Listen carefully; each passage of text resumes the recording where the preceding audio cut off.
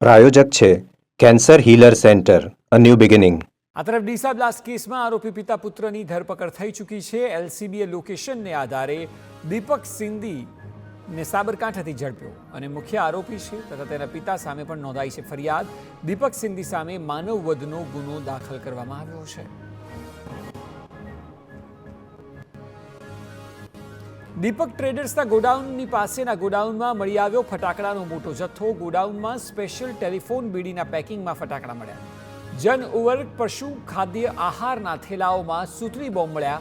અન્ય પેદાશોના પેકિંગમાં ફટાકડા હોવાથી અનેક સવાલ ઉઠ્યા.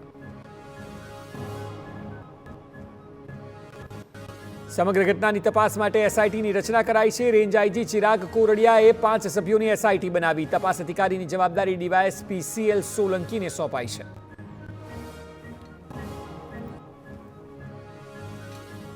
તો ફેક્ટરીના માલિક સામે પણ તપાસના આદેશ અપાઈ ચૂક્યા છે. દીપક ટ્રેડર્સના ફટાકડાના ગોડાઉન અને મિલકત અંગે પણ તપાસ થઈ રહી છે. ફેક્ટરી સંચાલક દીપક ટ્રેડર્સ પેઢીએ અગાઉ હિંમતનગરમાં ઉઠામણું કર્યું હતું. ફટાકડાનું ગોડાઉન ખોલીને અનેક વેપારીઓને રાતા પાણીએ રડાવ્યા હતા. ઉઠામણા બાદ રાતોરાત સંચાલક ભૂગર્ભમાં ઉતરી ગયો છે.